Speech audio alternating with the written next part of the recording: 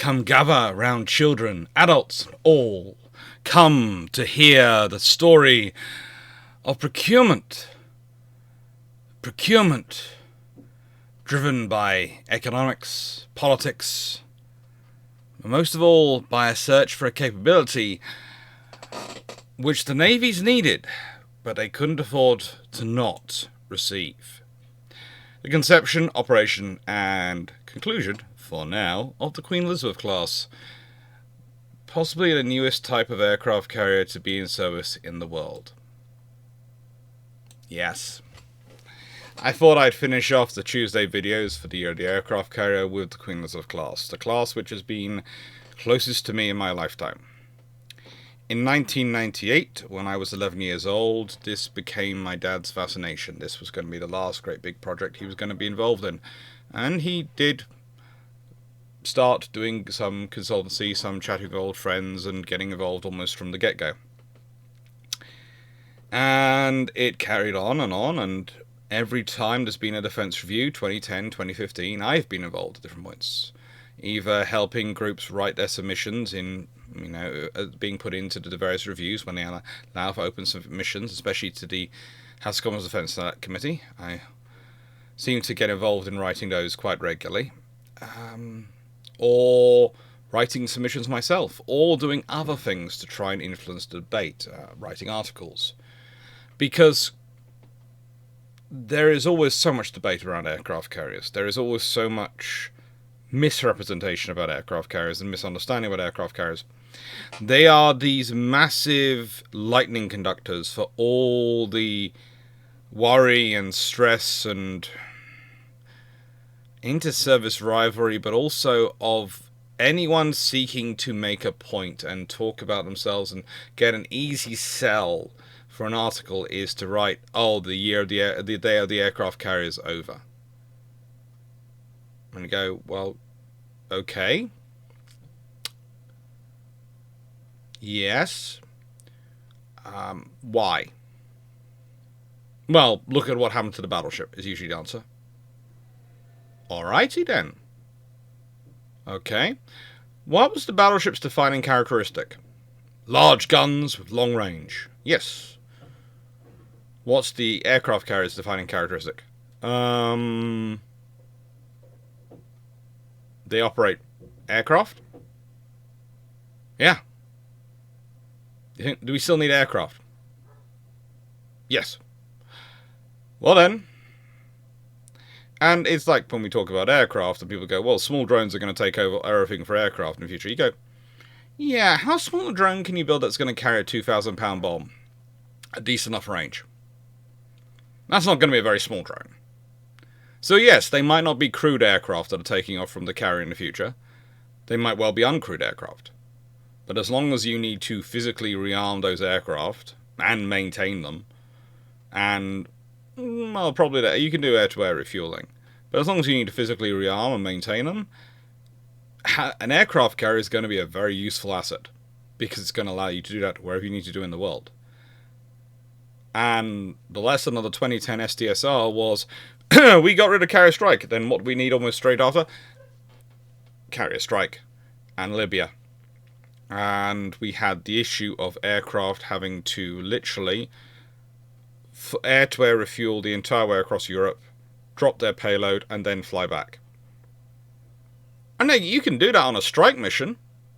What about for air support? If you wanted to provide troops with combat air support, or air defense over a task group, over a carrier battle group on the wherever in the world, but over troops and a forward operating force. The moment they fire their weapons, they have to return home, which is hours away. And is there already aircraft on the way out, or are you having to call from them now, in which case they're hours away from getting there? It suddenly becomes a bit of an issue. Especially for the British Armed Forces, which have a tremendously interesting relationship when it comes to surface-to-air missiles, and an interesting history with them. Again, because of the politics of funding and procurement going on in the UK. That is an entire saga in and of itself. The fact that quite regularly the Royal Air Force is put in a situation where they have to decide whether they get one or the other. If they get surface-to-air missiles, do you need air defense interceptors? Now that's a completely wrong analysis. The two do different roles. Yes, they're both part of the air defense, but you need both as part of a layered air defense. You shouldn't be setting them up against each other, but this is what happens in UK defence procurement. Those things get set up against each other, and it becomes a war to the death of the lowest common denominator. And it's been the way for a long time. At this point, I should probably say that we do have builders walking around the house, technically plumbers and electricians, and yes, ongoing works going on. So I'm recording this video, well, rather re-recording this video, because I want to get it right. There's also 12 things I have to admit before we get into this video. One, this is not WikiLeaks. I am not in the business of being WikiLeaks or War Thunder or any of those scenarios. So I am, no matter what I personally know in terms of facts and capabilities, I'm keeping to what is publicly declared on Wikipedia. Because if it's on Wikipedia, no one can claim I got it from any of my friends or have broken any official secrets acts. So I don't mind if you know better or I know better on the subject. It doesn't matter. We're not putting in the comments. Again, this is not WikiLeaks. So if you go through and go, Alex, that's not quite right, they can actually do this, I might well know that. I might not know that. I don't care. It ain't going in on the video. We're keeping it very strictly to what is publicly traded information as capabilities, because this ship is not just an in-service vessel. It's an in-service for the future vessel. They are cornerstones of British defence procurement and defence capability at the moment, as we speak. So, therefore, we are keeping very much to what is publicly declared information about them. So, again, apologies for any noises in the background, but also the criteria is, well, we're keeping these things strictly what is open source in terms of their factual abilities. The full discussion will, of course, stretch to far more than is on Wikipedia or anything like that. But the facts in terms of their capabilities, how armored they are, what their subdivision, all the sort of things are, we are going to keep to what is currently publicly discussed on Wikipedia. Because that means I don't get anyone else into trouble, and I don't get into trouble myself. Now, the first thing we always have to get into with them is the size debate with the class. And I would like to point out that it's very simple. Whenever someone goes, well, they're about this tonnage, so if we actually aggregate that tonnage together and then divide by 3, we could have got, let's say, we could have got 3 40,000 ton ships. They come with all these figures, and you go, okay. Your engine plant is pretty much going to cost the same no matter what ship you're getting, so that doesn't matter what size it is, because you need a certain amount of power, etc. to run the systems, and if you want to be a decent speed, yes. B, the space of aircraft capacity is cumulative. It builds up, so basically you are cutting yourself down. You actually might not have the same aircraft capacity across 3 smaller carriers, you will have 2 bigger carriers.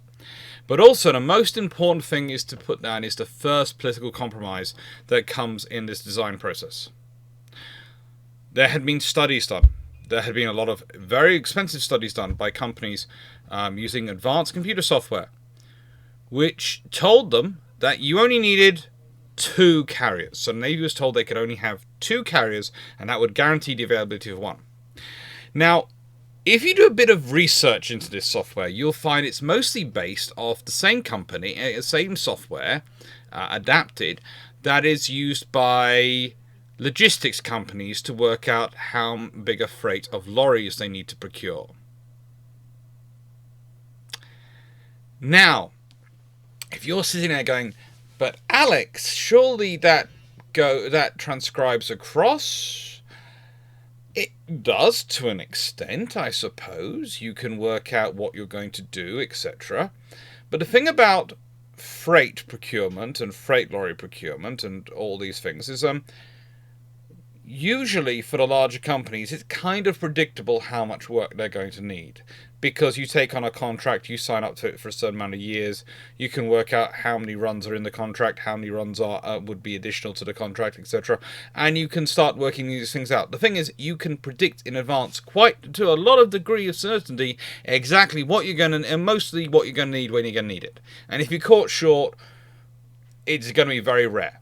And then you can go and hire another one if you need to. You can go hire another tractor unit. You can go hire another trailer. You can go and hire what you need. You can't do that with an aircraft carrier. What you have is what you've got. Honestly, that's it. And there's also the fact that, can you predict what other countries are going to be doing next month, let alone next 5 years, or the likely 40-year period you're going to have these carriers providing you with the procurement for, the program for? Can you? Really? If you can, I'd like to know what the next week's National Lottery numbers are going to be. I'd like to really seriously fund this channel and my historical research, and probably me having a hot tub for the rest of my life. Because frankly, I'm mostly going to spend most of my money on books, so the money should last quite a long time. But the hot tub will be the bonus. But if you can't, then there's a small issue, isn't there? This is the trouble when we start using civilian procurement metrics, commercial procurement metrics for defense. In commercial procurement, you are able to shut down the variables to quite a large degree. In defense, the variables are open-ended. And anyone who tries to say, well, they're not, we can predict with large-scale modeling all these things. No, because the problem is, whilst you can say this event is going to be a 1 in 100,000 years, if you consider the world wars, when they did a statistical modelling of them, they were found to be 1 in a million year events. We managed to have 2 within the space of 20 years.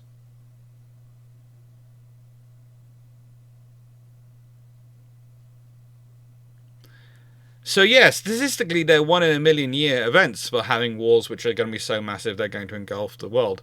And the trouble is, then you start looking back and you go, well, the Napoleonic Wars, some of they had conflicts going on across the world. They had lots of other little wars joining them around the world. There was fighting in India, there was fighting in South America, there was fighting in North America. There was fighting all over. There was fighting all the way through the Mediterranean, all through Europe. It's pretty much starting to sound like a world war, isn't it? And then going to be started on the oceans around the world.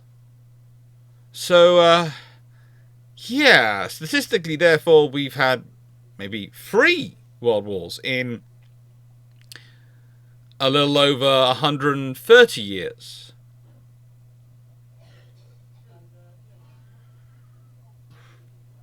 Humans making 1 in a million year events happen as often as they like.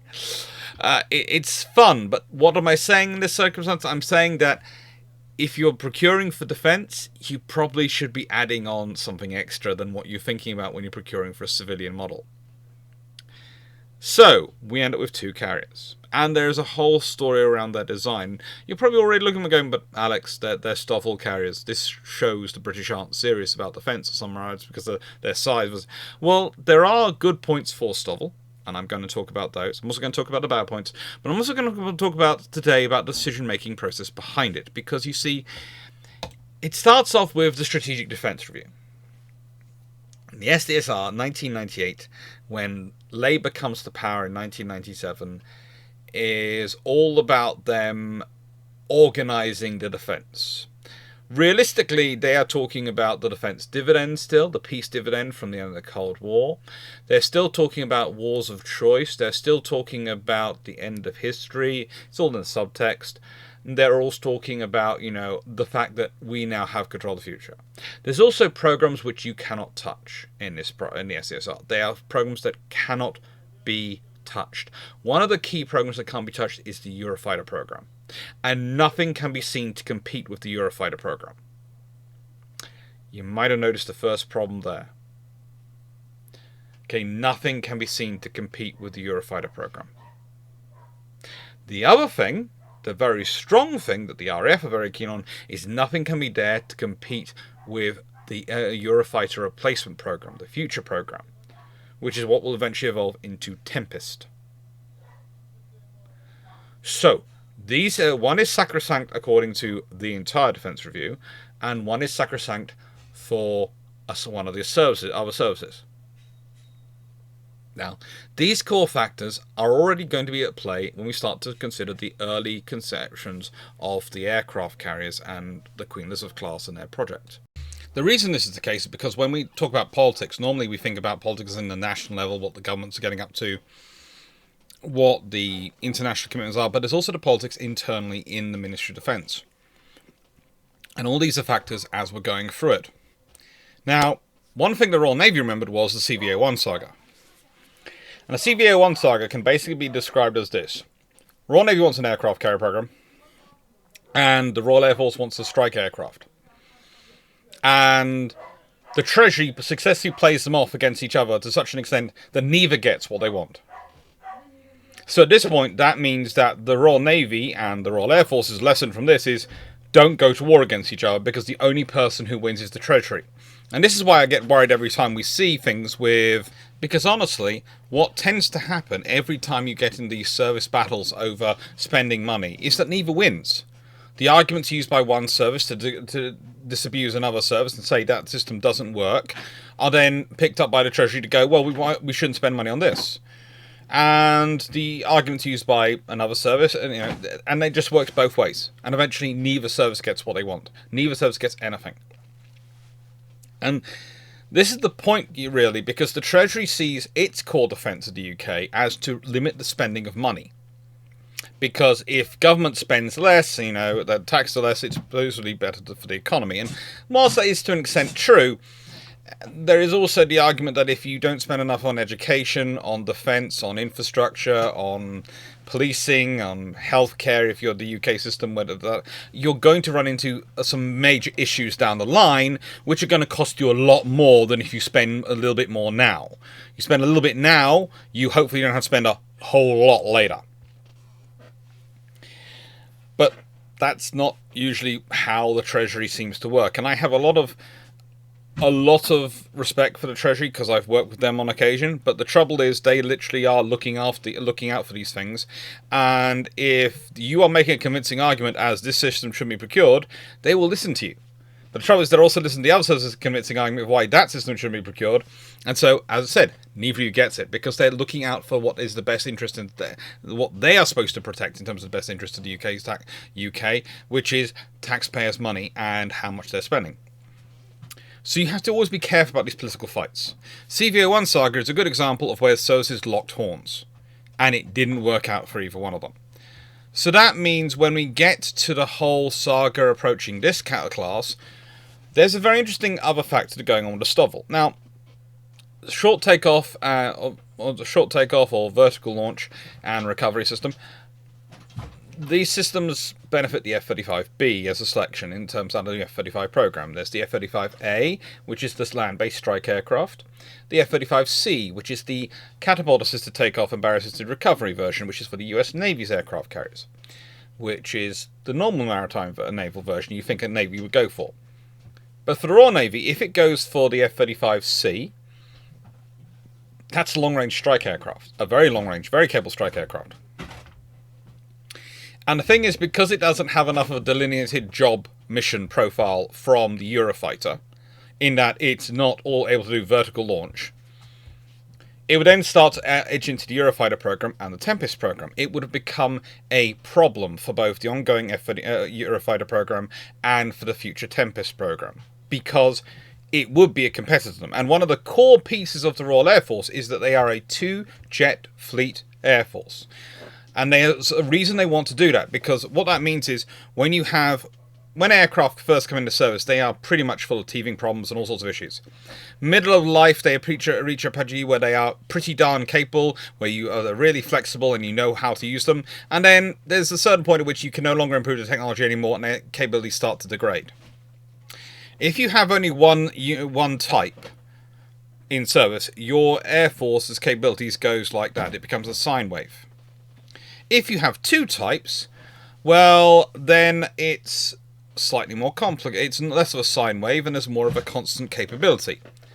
So you prefer to have 2 types. It provides you more flexibility, especially as they're overlapping in their periods of procurement and service, etc. So you want to have 2 types of aircraft.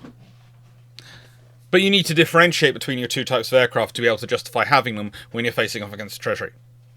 So if the Royal Navy had gone for the F-35C and pushed for that, A, they'd have been causing trouble for the Royal Air Force, they'd have been setting themselves up for a fight, and B, they'd have also pushed themselves into other problems, in that the whole hope was that you could also, longer term, procure for the Albion and Bulwark class replacements, and LHD, that F-35Bs could also fly off.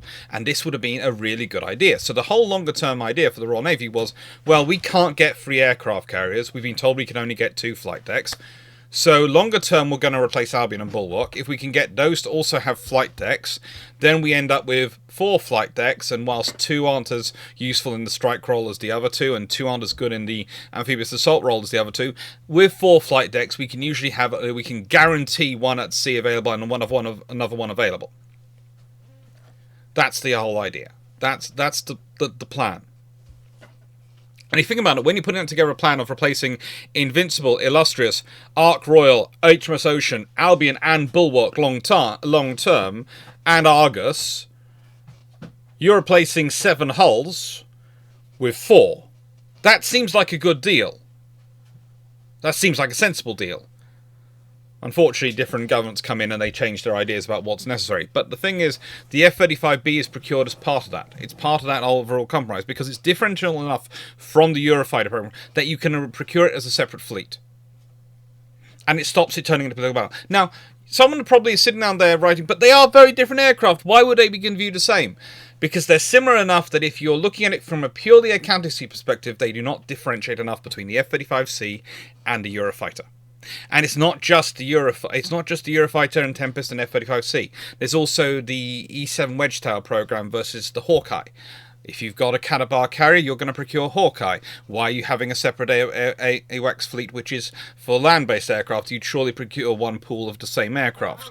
And this is a constant thing you would see. Now, yes, you can argue that those are going to be efficiencies. Those would be sensible things to do, and I would agree with that.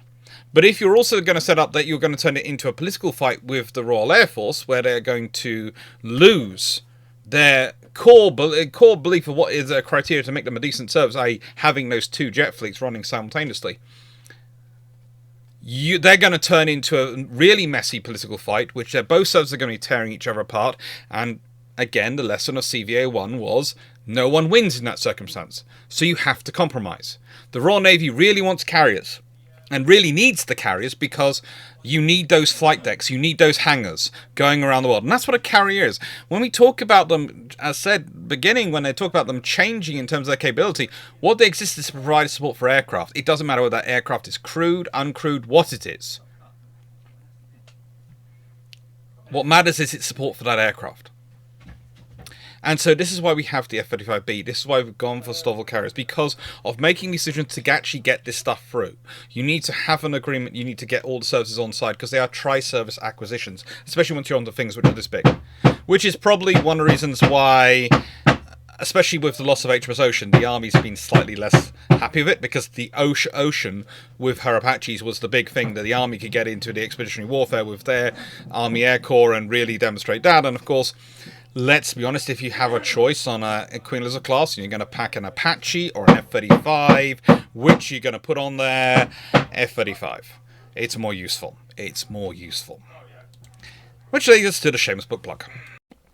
So, yes, this is part of every video where I shamelessly plug my own books. At the moment it's book, but hopefully with the results of the Historiathon, I'll have funded at least one book. I think, looking at the money that's come in, I've funded at least one trip up to London and the first set of pictures, which always sounds terrible to say when you realise how much money did come in.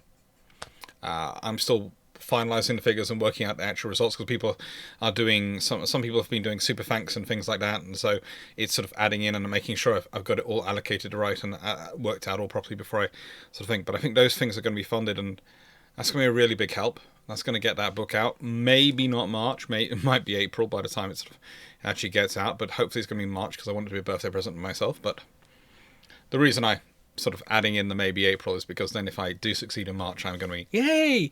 And if I don't succeed in March but to get it in April, I won't be, I did let myself down. But, that's life. And it's thanks to all you that I keep having these book sales, that I'm able to run the channel, that I'm able to do all the things I'm able to do because of your support of the channel. So thank you very much, and thank you for hopefully enjoying that. And this is what we've got coming up for Christmas. Now, this video is probably going to be going up late into this evening. And the reason is I went through the first video, and honestly, I was almost getting rude about certain politicians involved, and I felt it took over the video. So I stopped that, and now I'm redoing the video. But I'm redoing the video whilst electricians, plumbers, and everyone are going around the house. So, and behind me, one of the lovely people from the window people is also going around the house. So I do apologise for that. I do apologise for it being delayed. As you can expect, it's full of fun and lots of different decisions going on. And it's, we're getting through it, but yeah, there's lots of things coming through. This week's going to be fun. I said there's the two submarines in 2 wars. HMHS Britannic and IJS Congo's sinking by submarines are going to be coming up on Thursday. Tomorrow it's going to be World War One in English Channel. I have to record that this evening after everyone's gone. And then Keyships 4 Freights is coming out on Friday. Then Kido Butai is recording for Saturday. And then, of course, Bruce Ships 172 on Sunday. And we've got more. And hopefully I'll have also recorded some point this week the 2 historians for next week, because I need to get it recorded this week. And Scarlet 8. But those are quite easy to do. And then I've got Monroe Doctrine Live next Thursday, which is going to be a fun one to do. Starting off December with the Monroe Doctrine and explaining all that to people. But I'm going to expand this quickly so you can see it. And if you need to screenshot it, these are what's coming up. And then construction. And this is what we're going to start back with after I've gone and sorted out a small issue which seems to be going on behind me. So if you watch to the end, you'll see there's an example there of why we recorded this part 5 times today. Every time it seems to be I get to the construction part, it seems to get very noisy, so I've had to wait till everyone's gone to re-record this. Now, I'm going to touch on something here about this program, which is something which is going to come up in the carrier construction videos quite soon. I won't go into in more detail, but it's worthwhile thinking about. When you're building an aircraft carrier as any nation, when you're building such a useful asset, especially if you're going to maximize it, you want to make it as big as you possibly can. Now, the limiting factor often on your carriers is your dry dock size, because you have to construct it in a dry dock. Why do you have to construct a dry dock? Because launching them by slipway, etc., when they are quite so large and quite so big these days, it's a good way to break their backs or run yourself into other trouble. It's far easier to just let the water in, let them float up and float them out, and don't put their hull through that strain. Now, at that point, usually it's quite simple. You go to the largest dry dock you have. That makes sense. The largest dry dock, the largest facility you have to use, you go into that. But if you're building more than one, you're going to have a fleet of them, 2 or 3, you probably want to have multiple dry docks which can take them. So if you're the UK, you'd probably think, okay, let's go for our 3rd largest dry dock. That would seem like an obvious solution. Now that immediately means Harlan Wolff's 556 metre long building dock is not really a viable option to consider. It's the longest by far, but it's the longest by far. But there's Able UK, which Teesside have a 376 metre long one. Harlan Wolff Heavy Industries in Belfast already have a 335 metre long one. So that's 3 quite large docks, all in excess of 330 metres. Okay, are there any others? What's the scenario going on? Well, Camel Laird's have one which is 289 metres long. And Rosyth have one which is 310 metres long. Alright. So actually, maybe let's say about 300 metres long is what we should be looking at. That makes sense. 300 to maybe 310. Because if it can fit in Rosyth, it can fit in all the other ones. What they've instead gone for is 284 metres long. Now, that does add in the Camel Laird's Birkenhead one as a capability. It also means Inch Green, the 305-meter long one at also run by Camel Ed, is also able to be added in. There are more dry docks available. Now, not all those dry docks are in the best of conditions, and some of them will need work on infrastructure-wise to actually make them viable. I mean, it's interesting enough the biggest ones listed there actually don't, but we'll leave that to one side. But it does make sense to extend the length of roughly 284 metres. You could argue for it being a longer length, but again, we're dealing with people who are often trying to look for the, I wouldn't say necessarily the best value for money, but they're trying to get the maximum bang out of the minimum buck, is probably the expression you should be looking at. That also goes into why it's being built. Why do they pick Rosyth? Well, picking a Scottish yard is very sensible. It's politically very good in the UK because as part of the Union, one of the things is that shipbuilding takes place in the UK, and usually that means Scotland. Sometimes other parts of the UK will benefit from it because shipbuilding is a very large enterprise, and when you consider the Carrier Construction Alliance and the fact that it encompasses 4 companies, 7 shipyards, and as well as assembly taking place at Rosyth, they also were building the Sponsons, Mars, Centre Blocks, and Centre Blocks 5 and 6, and had final assembly. Appledore produced Lower Block 1. BAE Systems produced Lower Blocks 3 and 4, and the Scotsman produced the aft island structure. Portsmouth produced the Lower Blocks 2 and 5 and the forward island structure. And then we've got A&P Group at Hepburn produced Centre Block number 3, and Camel Aird's Birkenhead Centre Blocks 2 and 4. We did modular construction. Now this helps to spread shipbuilding around the country, which helps for speeding it up, because it allows multiple workforces to be involved without you trying to move them around. It also allows you to do, to an extent, some interesting quality control, but also it allows you to spread it around the country and make it as wide and a benefit to the wider national economy as possible. This is a very useful infrastructure supporter in terms of its construction. Now, again, someone like me would probably argue, well, the investing in infrastructure to make more of the dry docks up to, let's say, 330 metres would be useful, because if you consider the size of the world shipping and the way it's working, that's actually a good standard to have got to, 330 metres. And it could have allowed us to build a 320 metre long carrier, which would have allowed a larger air group, which would allow a more wider scope of operations, and still be able to use things like the dry dock in Dubai, which is one of our backup docks, because, well, their docks in Dubai are, well, they've got one which is 205 metres, which is automatically out, but the others are 366, 411, and 521. So I'm fairly sure if we need to use a dry dock in Dubai, there are dry docks numbers 1, 2, or 3 are all viable options. It's just the floating dock, which isn't really an option. It's terrible, but, you know, we could survive. And it's the same when you start looking around the world. 330 metres would have been perfectly viable. But that's me complaining as someone who studied a lot about this topic and was looking at getting the best carrier that you could afford within the political requirements. But still, it's a good construction project. It's spread out. It's going to maximize the ability to affect the wider economy, to draw in multiple national and multiple companies across the nation, to provide a lot of not just employment, but opportunities for paying for upskilling of labour and trade. Because this is the thing about big projects like this for the Royal Navy. You can use it, if you're a government and you're working sensibly, as a way to invest in lots of different yards around the country and upskill them to hopefully make them more effective at getting international and commercial orders in order to provide better longer-term employment and prospects for those yards. That's what you should be doing. Should be doing.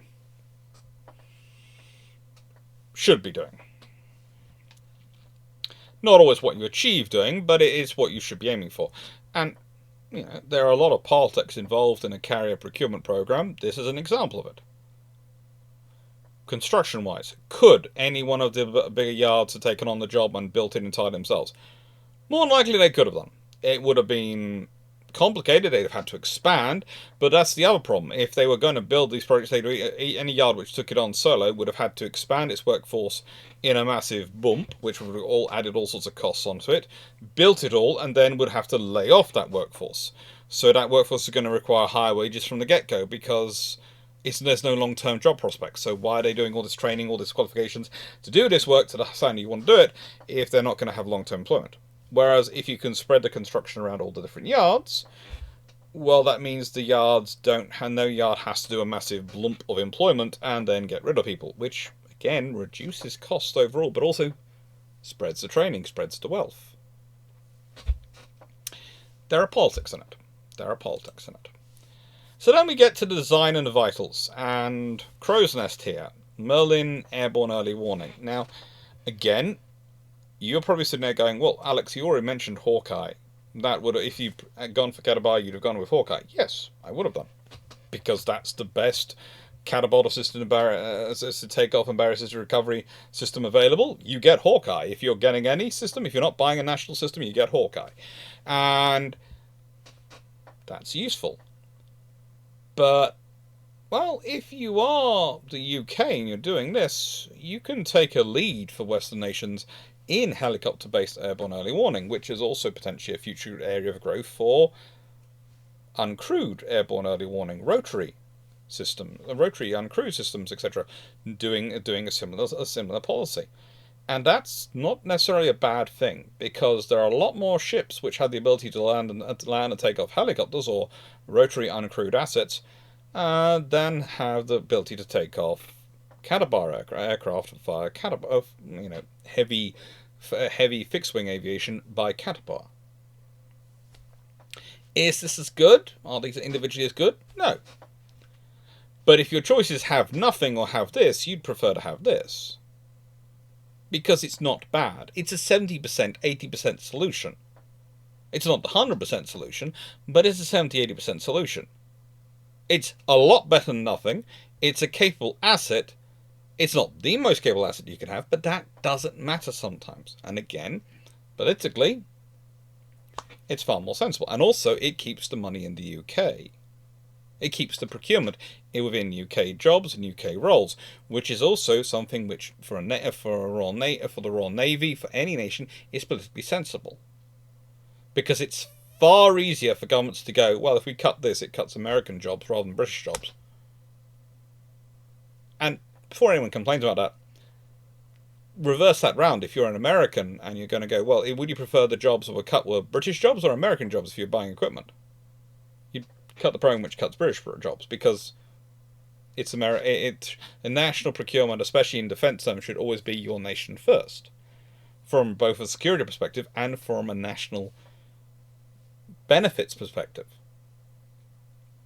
So this is the point. Hawkeye might be the better system, but if the British have bought Hawkeye, that money's going straight out of the UK economy, straight into the American economy. Yes, it's a better system.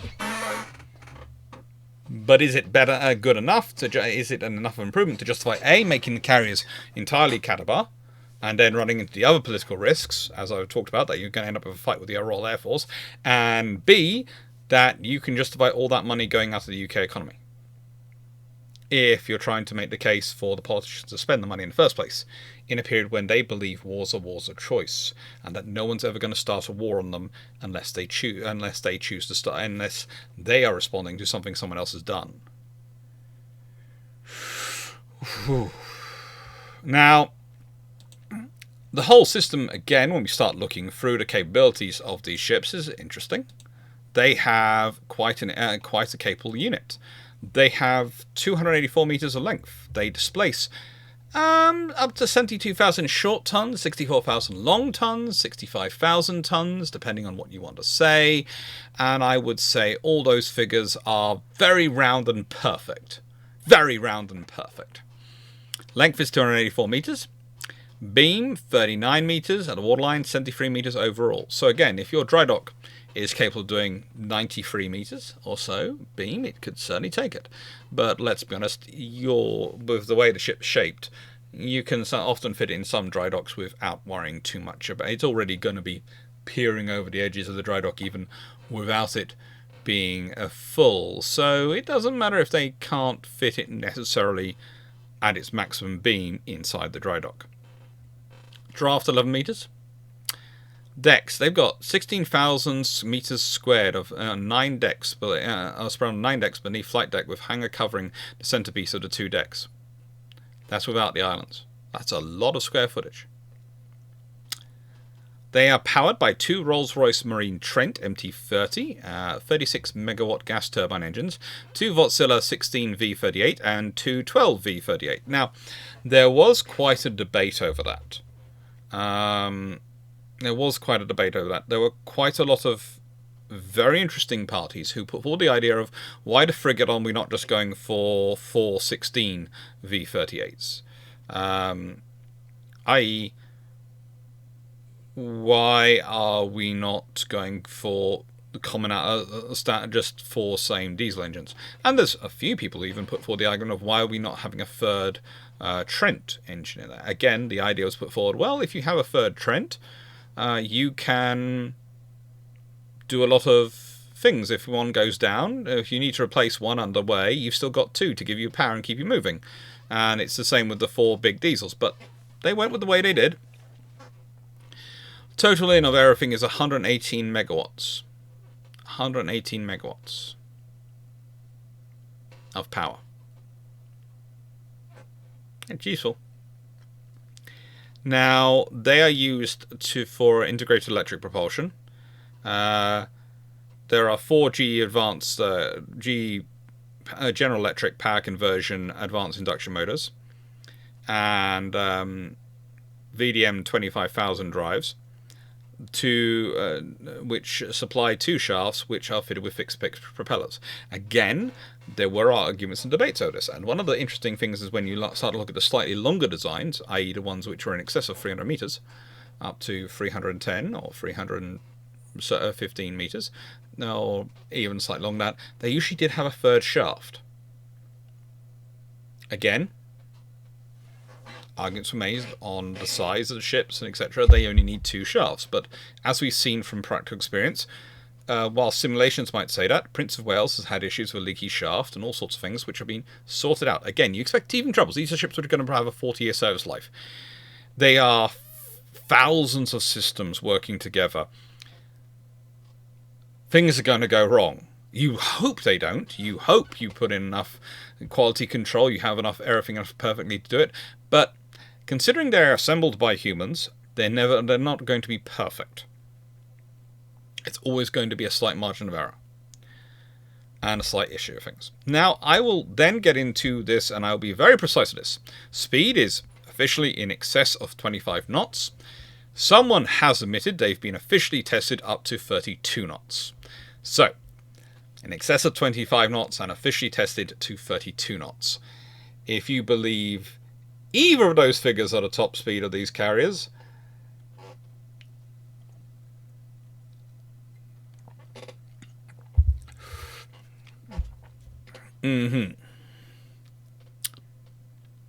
range 10,000 nautical miles at cruising speed, which is officially 18 knots. Officially. They can carry up to 250 to 900 troops. They can have a complement of 679 crew, but they've got berths up to 1,600. So if you think about it, if they were carrying 900 troops and 679 crew, that's roughly in the region of 1,600. So I'm guessing air element normally, judging from those figures you'd be expected to provide, is going to be roughly 400. So we're looking at something which is roughly 1,000 crew personnel. From those figures provide, that's just me guessing. Just me guessing. Sensors, they've got the S1850 long-range radar. Pretty cool unit. It works pretty darn well. They're kind of a mixture between the Type 45s and the Type 26s in terms that they have the Artisan radar, which is on the Type 26s, which is the one further at the back, and the S1850 long-range radar, which is the one on the forward island. Now, the Artisan is a medium-range radar and is often used for providing tactical data for missile systems and defences. And again, not surprising, it's probably the same thing it's providing on the carriers.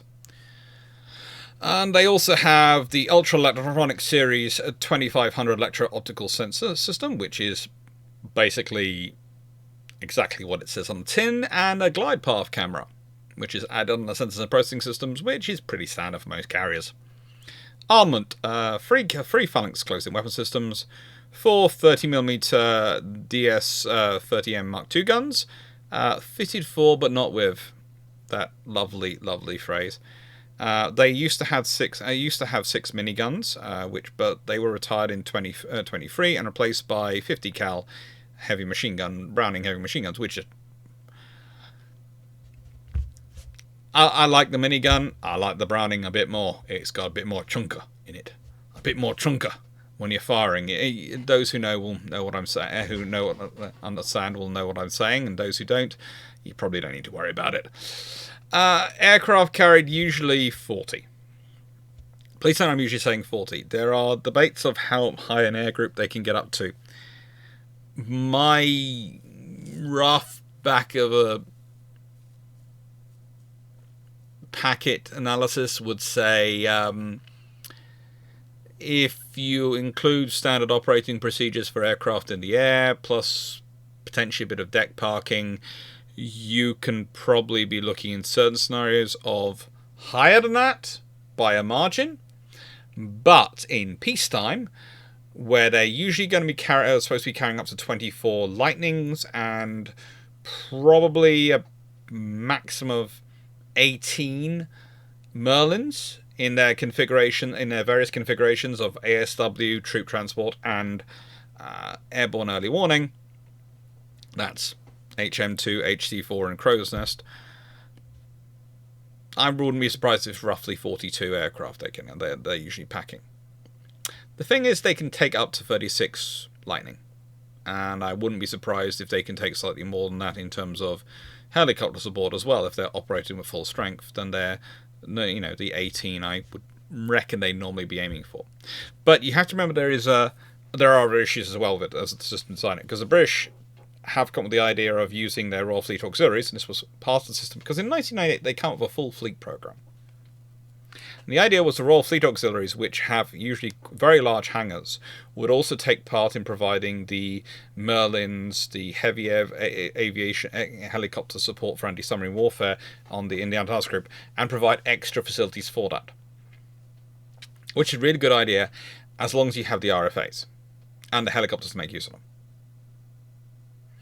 And slowly the helicopters that are probably part of the air group have been started distributing around the RFAs, and that's good as long as we have the Royal Fleet Auxiliary in enough numbers. Again, different governments come in, they have different priorities, and they have different thought processes on things. But again, the Fleet Auxiliary is a really useful thing, a part of mobility for a carrier battle group, because if you want to be able to deploy it worldwide, and that is a useful thing to have as a carrier battle group as a deterrent factor. Okay, being able to deploy a carrier battle group worldwide means you can show up wherever you need to, whenever you need to. It means you can demand a bit of a seat at the table if you need to influence events. Rather than having world events dictated to you, you can be part of the people who are making decisions about world events. And that matters. And sometimes people go, well, Britain, you're not what you once were. That's true, we aren't. We aren't the world's largest empire anymore. We are not that. We shouldn't be pretending we are. But we have an economy, we have a system which is designed around us having a certain place at the table and being able to influence events to an extent in our interests and in the interests of our people. Abandoning that is not a sensible idea, because if you abandon that, you are now at the will and whim of others. Now, that's leaving aside other political decisions making, and I'm not getting into other scenarios going on in the world. I'm just talking about carrier battle groups at this point.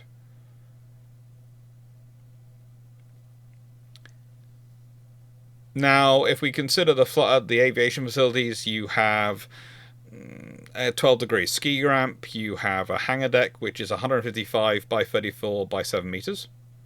And again, if we say take a 284 meter long carrier, again, if you up that carrier to 300 And let's say you up it to 310 meters.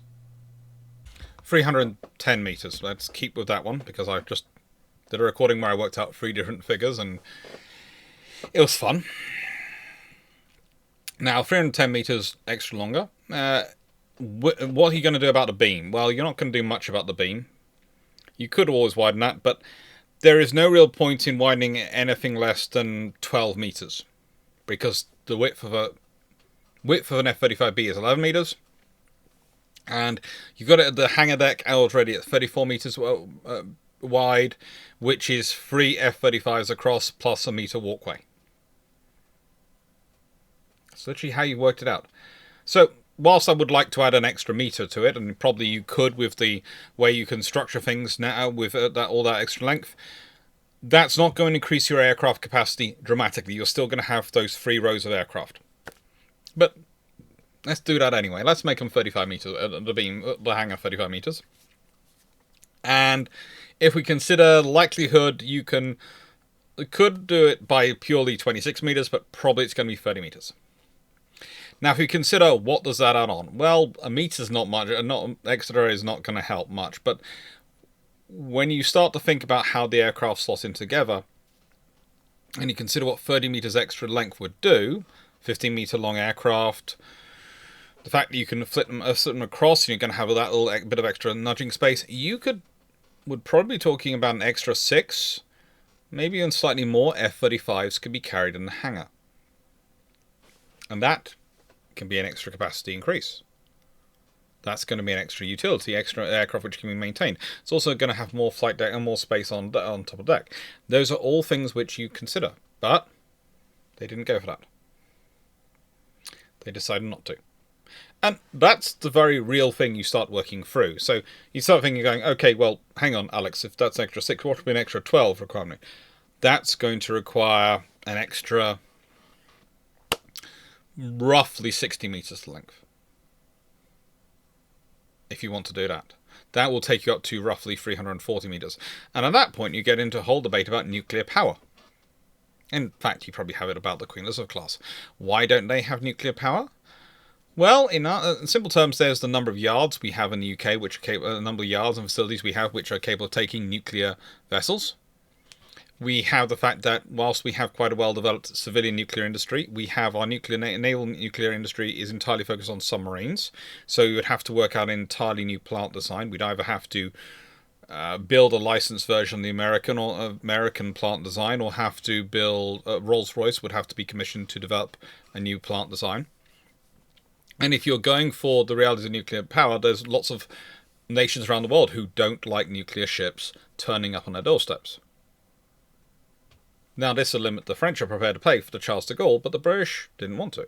It's going to increase, therefore, your cost of procurement, because gas turbines are something which are part of the British system. They are already in use on many of our naval vessels. They are a British industry. We have training programs already in place. All those things would have to be stood up for nuclear power. All those costs would have to be borne. These are all factors in your decision-making process. So, then we get to the Strategic Defence and Security Review 2010. Oh Lord. This was when some bright spark decided to let's open up all the doors, all decisions we made on the carriers, and start looking into changing them. And that's where you get the whole idea of, what about making these carriers caliber? Now, I have to say I wrote a paper in favour of it, because I also wrote papers against it. I wrote papers on both sides, exploring the issues. I'm an academic, that's my background, that's what I tend to do. And one of the interesting things was, going into it was, well, if we do go for it, we can get aircraft pretty much immediately and off the deck immediately, and we can get cheaper aircraft because we can buy F-18s. And we can wait to get into the F-35 procurement till later, but that's going to be a third fast jet fleet for the UK. It's going to be a third fast jet fleet. And immediately, the moment you start talking about it, that becomes a threat to other fast jet fleets and other formations. And that's a problem. So you start to realise that there's already been these political decisions played out, these decisions made. The big problem was getting rid of Harriers earlier. And getting out of operating those Harriers and trying to take a gap. Because again, it was something we could do because the world was peaceful and wars were only decided they're going to happen when we decided they would happen.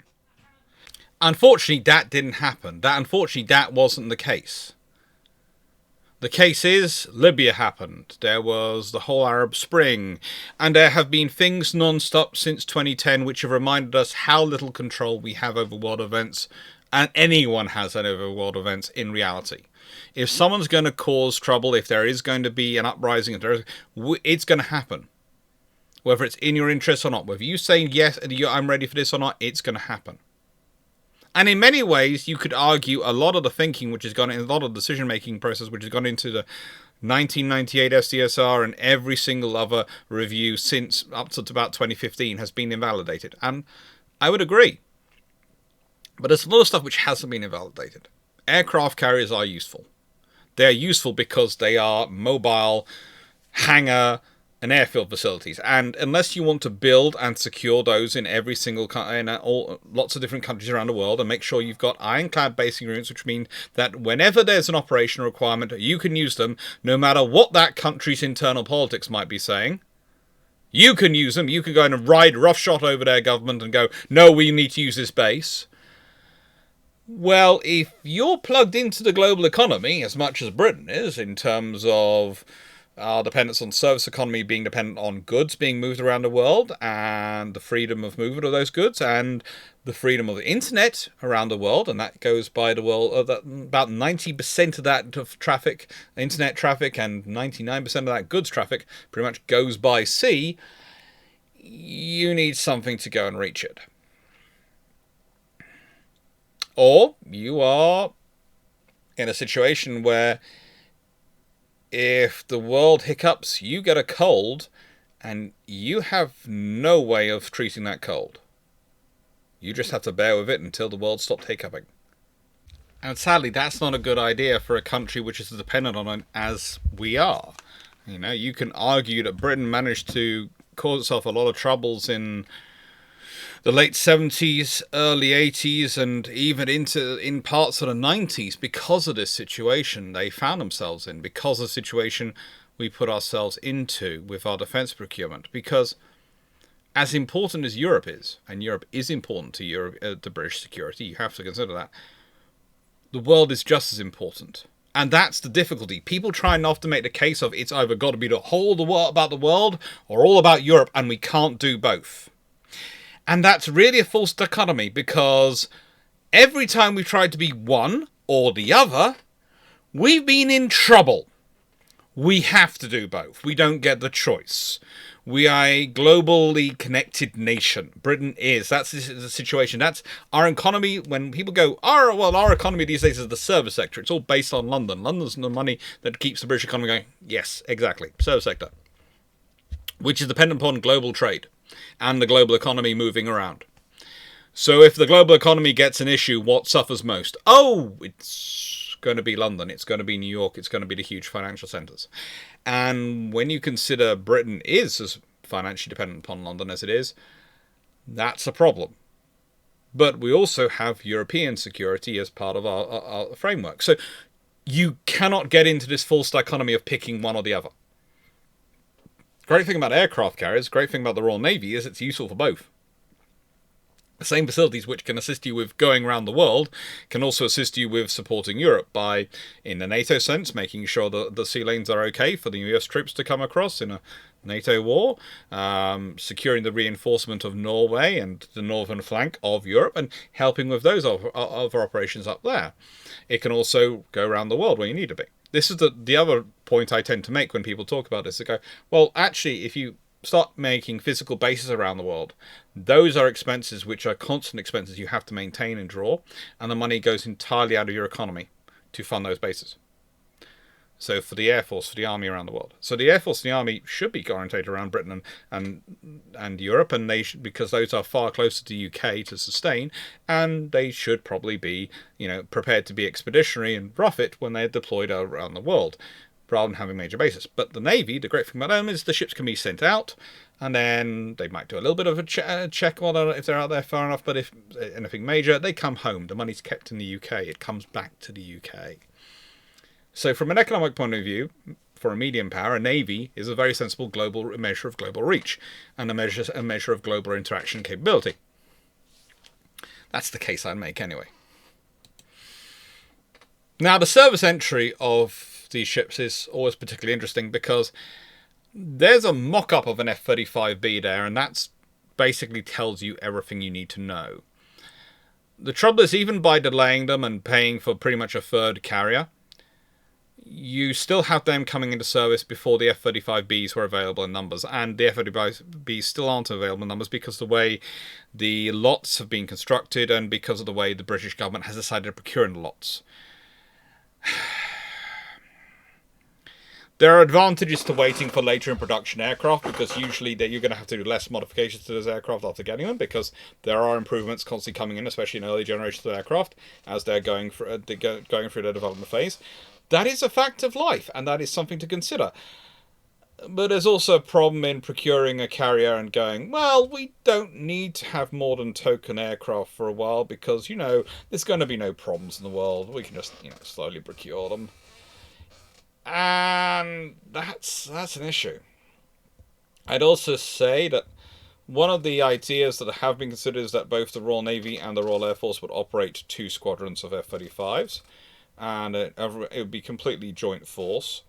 The idea being that the normal squadrons on the carrier would be the 2 naval squadrons, and then you'd be able to surge a 3rd squadron and one of the RAF squadrons out to them at short notice. This is an advantage, actually, again, of having the F-35B rather than the 35C, because it does mean that those pilots don't have to go through quite the same training standard to get them to operate from a carrier as if you've got a Cadabar. Cadabar is a very useful system, but again, if those pilots and those aircraft don't maintain the systems and require a capability to do it, then honestly, you might as well not have them. They're not part of a surge capability. Whereas with STOVL aircraft, with things like the F-35B, you can usually arrange the systems and do the carrier training, etc., far more quickly in terms of utilizing it. Because it's far closer to how they operate from land as well. It's just there's a ski ramp and there's a few other advantages for it. Now, this system hasn't been completely implemented yet because, again, governments have made decisions about saving money. They have saved pennies and risked pounds. That's the usual thing that happens with British defence procurement, and the usual way I phrase it, because defence is about insurance. Defence is, our economy is this big, we are dependent on this much, on this, and this factor, and they have this level of risk. Therefore, we will spend this much on defence to minimise that risk to an acceptable level. What is an acceptable level for your economy? That's up to you to decide. How much are you prepared to spend on defence? How much are you prepared to spend on your insurance? How much are you prepared to accept as a premium or as an amount you have to pay before the insurance kicks in? Do you want to have a defence situation where, well, we'll accept damage over a certain level, anything over a certain level we'll just have to pay for at the time, rather than paying extra on the premium now, or we'll accept a slightly smaller premium and we'll just accept damage up to this level, and then hopefully the defence insurance will kick in and prevent any damage beyond that level. That's how you adjust your premiums, that's how you adjust your insurance, and that's how you adjust your defence. Honestly, procurement of defence, whether that's aircraft carriers, air defence systems, tanks, drones, how many infantry regiments you have, whether you have landing platform docks, whatever, is about how much risk you're prepared to stomach as a government. And that can be a problem on another level if you're dealing with elected governments, because it could be, well, they think, well, any risk that's going to happen is not going to happen while we're in power. We can take this risk knowing that it's probably not going to come back to cause us trouble for at least the next 10 years, and by then it might not be us as ministers, let alone it might not even be us as the government. So we're escape scot-free, and we'll be able to blame who's ever in charge at that point.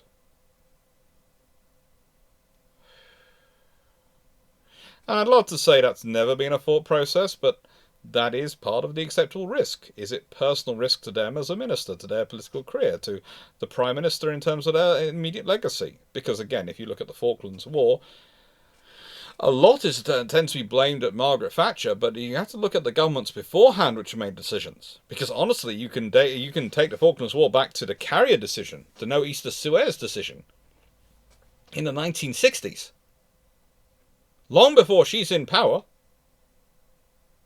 And go, well, if they hadn't made that decision then, and they'd kept in the Cadabar carrier business and built CVO1 and those scenarios, they wouldn't have had that. But they turned it into a debate whether the Royal Air Force would get a strike aircraft or the Royal Navy would get a carrier, and then they managed to A, take away the Navy's carriers, and B, then go, well, you know those aircraft which the Navy had? They've got pretty good range and they're strike aircraft, so they're your new strike aircraft, Royal Air Force. That's why the Royal Air Force ends up operating the Buccaneer.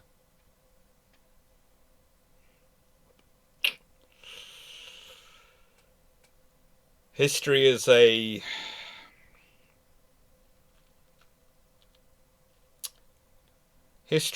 blunt teacher. It doesn't care about feelings or what your wishes and ideals and dreams are. It just tells you what people did. And often, whilst you might think that, oh, well, this will work out as we theorized, if there is a way for it to work out that no side wins, history will find a way.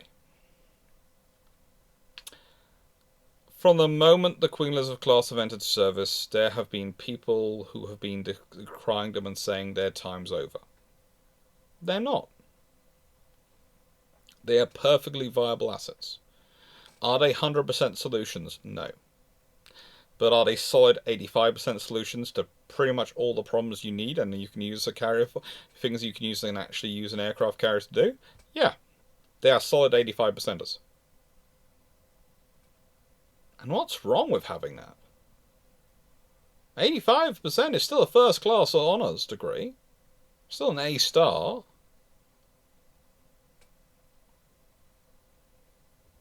They have the capabilities Britain needs. I was reading some papers recently which basically were saying that, and they were from this time, which basically, well, as these aren't Gerald R. Fords, they're useless. And no, there is a big difference between not being a Gerald R. Ford class and being useless. There is a very wide spectrum on those levels.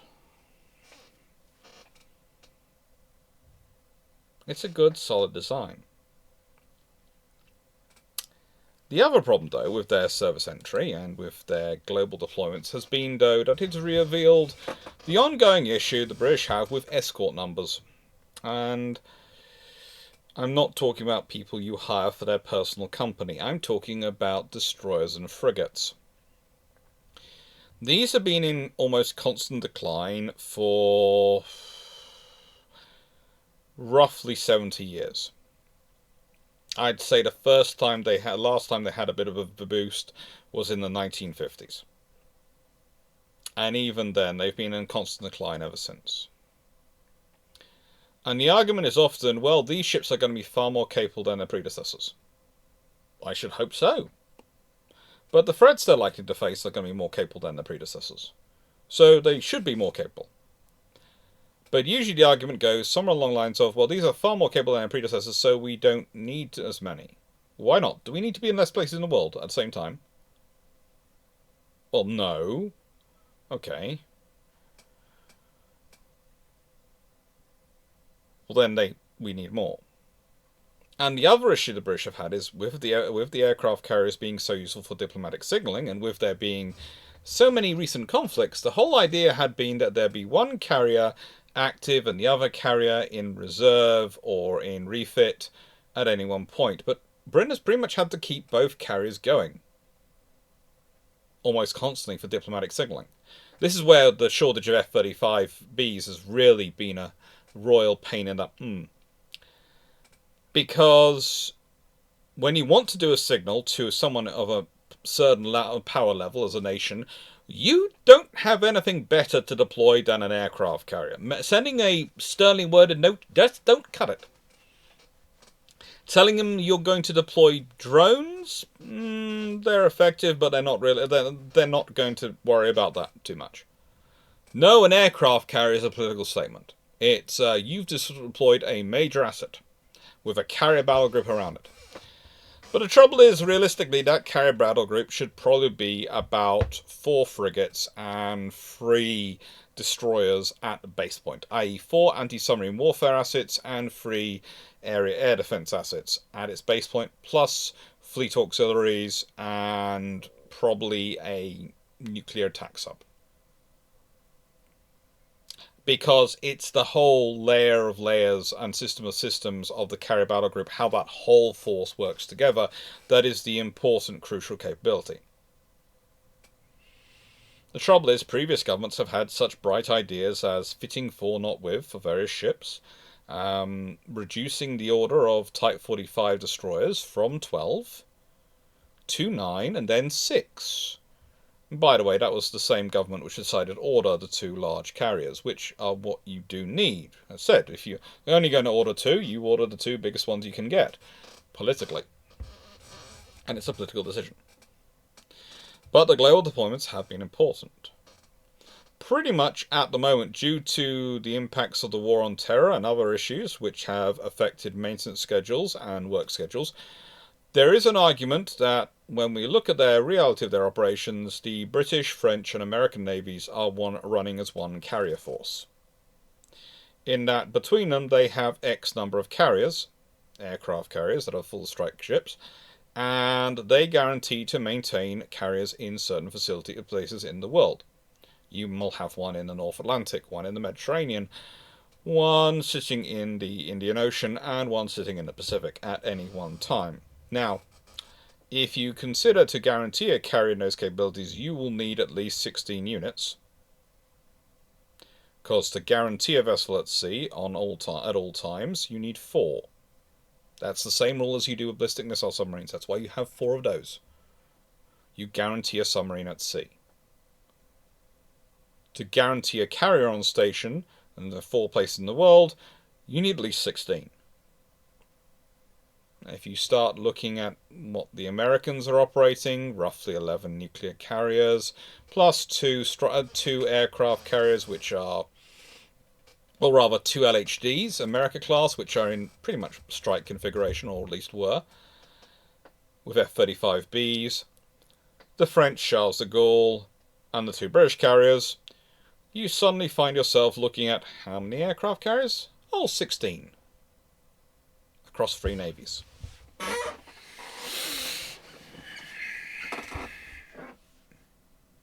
I know, it's a strange thing to think about, but pretty much, yes, they are alliance assets. They are not just about British national security and British power projection, they are also integrated into this wider network. They are our commitment to it. And for Britain, that is also a good membership of the club. And that's good cost value for money for the membership of that club, because that means that if there is a problem and a carrier isn't available, then to an extent, as we will provide a fill-in for the Americans and the French in certain circumstances, they'll provide fill-ins for us. But you don't get to be a member of that club if you're not prepared to pay the entrance fee. You don't get to be a member of that supportive network if you're not part of it. It's very much a quid pro quo system. Sometimes under some presidents more so than others. Some presidents are more concerned with what they're going to get out of it than others, in terms of how they operate. Global deployments, well, again, where we've been leaning on. Again, it's the French and the Americans have been often been part of it. And the British are often part of their deployments as well. Again, look at how often when America's been short of ASW frigates, they have found a Royal Navy frigate sitting in their task groups. Might be the local on-station frigate is assigned to them for a few days as a joint exercise and joint training, or other options. It's not necessarily the best course of action. The best course of action is to have your own organic capability that you can put into this force, but second best is to pull it. Now, the global deployments have been very interesting with these carriers. They've gone on around the world. They have been Britain's presence around the world, and they've been very useful in that. One of the reasons we have managed to make a success of AUKUS, one of the reasons we have managed to make a success of our recent friendships and growing agreements with Japan have been thanks to this. And again, it fits us to be part of these organizations because as a nation which is not just European but also global, it is both. It's not one or the other, it is both. And accepting that a country can be both, that like humans can hold more than one thought in their head and more than one opinion, which can be different depending on the circumstances in their head at the same time, accepting countries can be both of their region, of their continent, but also of the world, and connecting to them. In fact, the vast majority of countries are, to a lesser or greater extent, is important for once you can start considering defense and its realities. With this scenario, with Japan, with Australia, they are important global trading economies that we have historically had links with, and growing more links with suits us. Japan is probably the closest nations to us in situation, in terms of its geostrategic position, in terms of what it's limited by. And they are also in the carrier procurement business right now. They are also looking at not just F-35Bs for their carriers, but also looking at systems like Crow's Nest. And they're looking at the UK for that, because for them, again, the costs of going for the 100% solution are great and complicated and politically costly.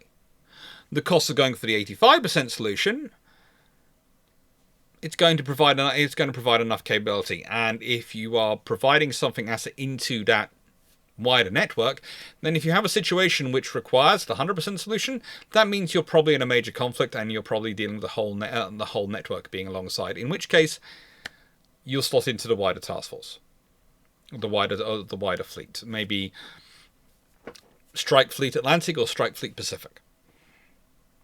I know the latter one doesn't technically exist, but it could be stood up fairly quickly, considering the model of Strike Fleet Atlantic and how long that's been around in NATO as a concept. So that brings us to the future, and this is why I've got this here. I've got an America-class LHD, I've got HMS Queen Elizabeth, and we have a Japanese helicopter destroyer. Interesting vessels. Now, this, of course, was actually taken during the visit to the Far East, because America, LHA-6, is actually based in Sasebo, Nagasaki. She's forward deployed in Japan. And turning up there, which is the primary strike asset in this task force? Which is the primary capability? And if all three can use F-35Bs, they can all cross-deck. They can all support each other. Suddenly, you have a very useful utility asset. And what's the likely success of the F-35B? I don't know. It could be a crewed asset, it could be an uncrewed asset. The problem with uncrewed assets is going to be developments in electronic warfare. And at the moment, we've seen them being very useful, but we've also seen the problems that have come when electronic warfare has managed to work out how to crack them and cause them trouble. And that's always going to be the issue. But there are issues with the F-35 and modern crewed aircraft with electronic warfare and interference. So it's going to be one of those constantly developing things. I can tell you the future probably does have increased uncrewed assets in, and more likely they are going to be a core part of the force, and they're probably going to be growing larger to take larger bombs and larger weapon systems. That I am completely sure of.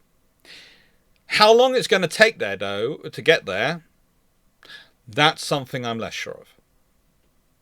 Will it be the immediately next generation of aircraft? Well, next generation of aircraft could be 30 plus years away. Could be. By the 2050s, could well be. I will be in my late 60s, approaching my 70s at the time. Who knows? I'll look forward to seeing what the world could be at that point. But the thing is, we won't know until we get there. Because many technologies, many things have been the future of technology, have been the future until there have been problems. This is especially true in defense. Because as when I talked about earlier about the freight companies, the difference you have in defense is people are out there, humans are actively trying to kill you. They're actively trying to break your system. It's not an accident when things go wrong, it's something they're intending to happen. There's a difference. What you can achieve when people are letting you do so, when no one's actively interfering with you, is amazing. What you can achieve when people are shooting at you when people are actively trying to fry your electronics, etc., is a different matter. It's a different matter.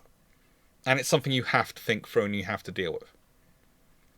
And that means defense does tend to be conservative with a small c in terms of its procurement, because if you procure something which is the absolute bee's knees of the latest, most advanced technology, and it turns out it has a fatal flaw which is easily exploited, you're in trouble. These ships, they're all useful no matter what. Whatever your aircraft are like, you can use these ships. Whatever your aircraft are designed around, that you can use these ships. And the other fun thing, of course, with the aircraft you talk about is usually when people start talking about drones and future warfare, they're always talking about these teeny drones, which have very small ranges. Once you start looking at the longer range drones, which have far longer ranges and can carry far larger payloads and do the far more complicated tasks you often need of things like an F-35B, etc., or any of the F-35 program, they grow a lot bigger. By necessity, they grow a lot bigger. Because they have to carry more computers is usually the reason. You can only offboard so much of the computing. Because the more you offboard, the more you expose yourself to communications disruption. And the more communications you need. And again, how much bandwidth do you have? How much satellite bandwidth do you have? Satellites aren't infinite. They have a limit to how much they can be spreading about. How many satellites you have in commission. How many where your satellites are positioned, where they can reach. All these things have an impact. Now, again, this is all the future. And I do foresee a potential scenario of having high-flying drones, which have lots of laser links on them, being able to fly up above an aircraft carrier and provide links. So you don't have to use satellite communications. But they have to fly very high up to be of use. And it's the same with airborne early warning. I can see that going uncrewed aircraft very quickly. But if you're doing that, if you're taking the radar system down to onto an uncrewed aircraft, then the command and control part of airborne early warning aircraft is going to have to be put back into the carrier battle group, into the carrier or into something else. You're not going to be able to rely on the two observers sitting in the back of the helicopter giving instructions or in the back of the Hawkeye if there's no one aboard the aircraft to do the uncrewed aircraft to do it. You're going to have those people sitting back on the carrier, probably doing it. So that is a factor. That is something you have to think about. You're not always going to... Sometimes it's treated as the moment you get an uncrewed system, okay, that's eliminated those people. It doesn't. Sometimes it does eliminate some roles, but it increases other roles. The fact is, these ships, though, at least two of them, you're probably going to see for the next 30, 40 years in service. The destroyer is a little bit older. The helicopter destroyer at the back is a little bit older. A little bit older. So it might be 20, 30 years. They are what you are going to see in the world. They are the future of deployments, of operations. So then we get into the debate of value for money. Now, I hope I have tackled a fair number of myths of the program and a fair number of issues with the program as we've gone through. But I would say the biggest problem you have in terms of value for money is often saving pennies has cost pounds. In that, when you're trying to build a carrier battle group, you can get away with the 85% solution, you can't get away with the 50% solution. If you try the 50% solution, you might as well not be spending any money at all. The 85% solution works. That's fine. That's value for money. Is it as good as the 100% solution? No, but it probably costs about half the amount. So if you're getting 85% for about half the figure it would cost you to get the 100% solution, that is value for money. Now, if you have the infrastructure built up that you're already churning out, as a rule, the 100% solution, then you should keep churning out the 100% solution, because the cost mostly, in the cost differential between 100% and the 85% solution, is the infrastructure. It is building it in the first place and sustaining it. But once you've got that up and running, you keep it going. But if you haven't got that up and running, then anyone talking about it is just adding on costs for no good reason. And that's something I've learned as I've really got older. When I started out, I was younger, I was far more idealistic about these things. But there is a reality to it. Do I think the Queen Elizabeth class project is value for money? I do. I think claiming that the world is going to be peaceful or better, or that Britain can afford to ignore the world or not be part of the world and not connect into it, is a good way to find yourself in a lot of trouble later on. I think believing that everyone is going to listen to you talking to them and talking at them about what they're doing wrong, if you've got nothing to back it up, is not always going to work. I believe there is a difference in terms of cultures around the world. There is a difference in terms of national ideologies. There is a difference in terms of governments. And deciding things based on your experience of governance in the UK or governance in some of the more, how do I put this, democratic nations in the world, where everyone's able to open a voice and everyone's able to usually resolve things without the need to recourse to violence, and where fundamentally there still is the rule of law, those are wonderful places to live. Those are amazing places to live. But that doesn't mean the world is like that. That doesn't mean relations between nations are like that. You have to remember, the relations between nations, there is no policeman. We might joke that Britain for a while was the global policeman, or America is the global policeman today, but in reality there is no policeman. There is no impartial judicial system to settle the disputes between them and another.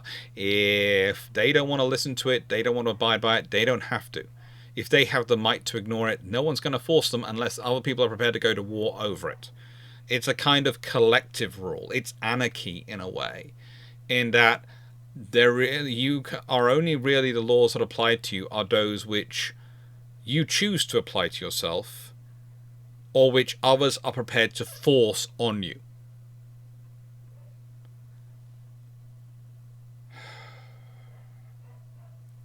Is that the world I would like it to be? No. Is it the world that it is?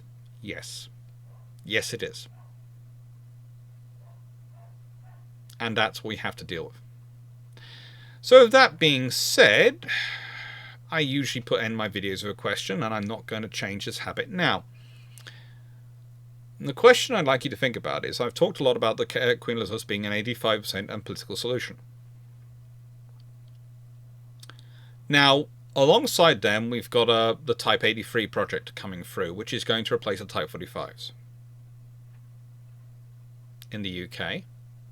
America has the DDGX program, and there are other nations also looking at larger service escorts. I'd like you to think about what is not the perfect solution, but the 85% solution for those roles. What is the role, what is the version of vessel you can get through that's going to be perfectly acceptable, might not be the very best you can dream of, but is going to fill the roles well enough to do the job, and that you can therefore get it in enough numbers. Because let's be honest, the odds are you'll be able to get a lot more of the 85% solution than you will the 100% solution if you're trying to get the cost past the government. Admittedly, the poor Type 45 suffer on that scenario because they are definitely 85% solutions, and yeah, the government's still cut away. But that's the British government. They're fun. And with that, we have the last of the Year of the Aircraft Carriers Tuesday videos. I know this has gone up late. I do apologise. As said, there's going to be a little bit of a video after this, which, yeah, you can hear what I've been dealing with during the day. Hopefully you enjoy it and you understand why this has been delayed when I decided to re-record it this morning after listening through the other one. Take care. Thank you again for your support, and thank you.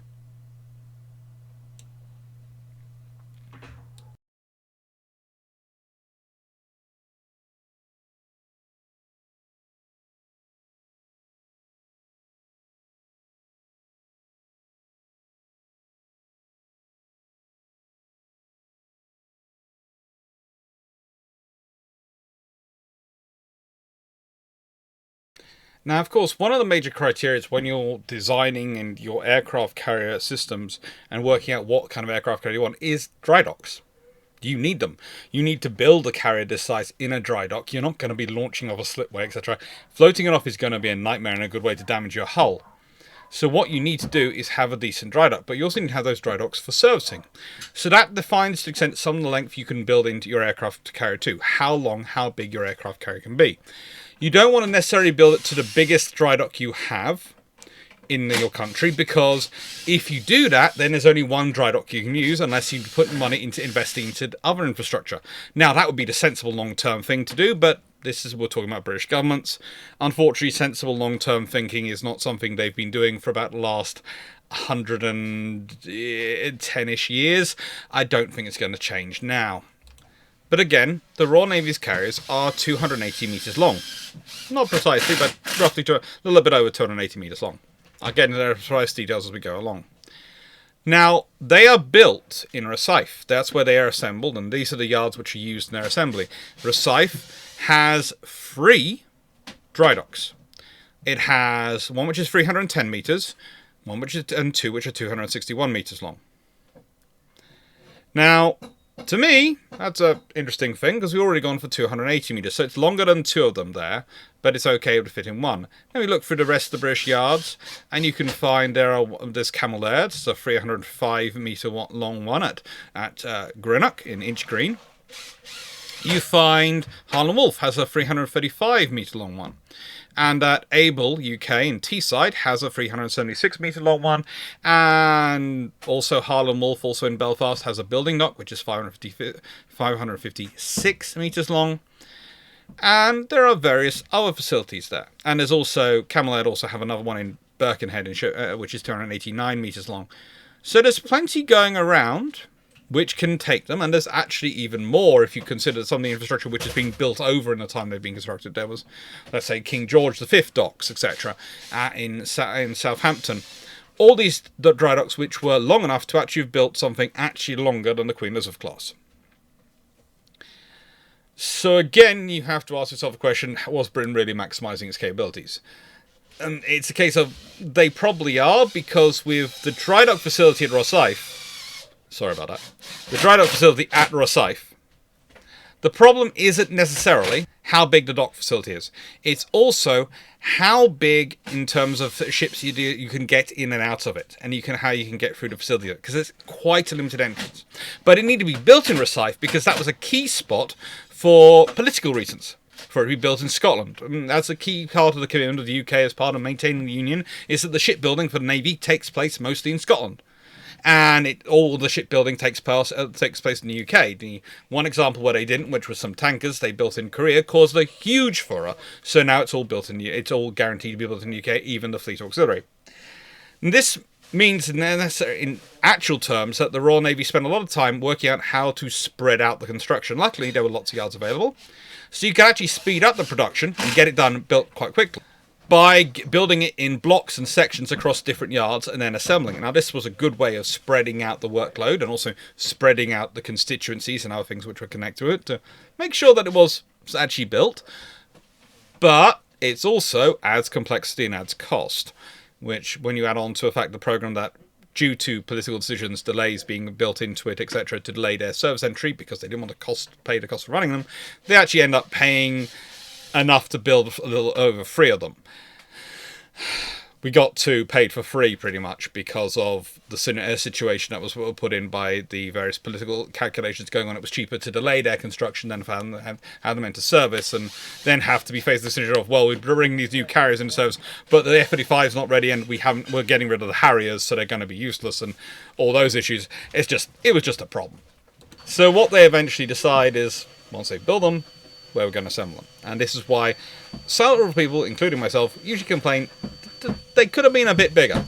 They could have been a bit bigger if they'd been built in different yards. But there are lots of political decisions which go into making something like an aircraft carrier. An aircraft carrier is an important national symbol, it's an important national capability, and it's an important national project in terms of how it's going to affect things. Because whilst these are the spaces where you can see actual portions of the ships being assembled, there are going to be systems built nationwide that are going to come from different factories. There's going to be electricians, there's all sort of systems which are built nationwide and are going to go in them. They are huge national projects and hugely important to not just building national infrastructure, national defence capability, but also national technological capability and allowing government to fund the research and creation of certain things in ways which help. Thank you for watching that. And there you go. That's what my day's been like. Take care.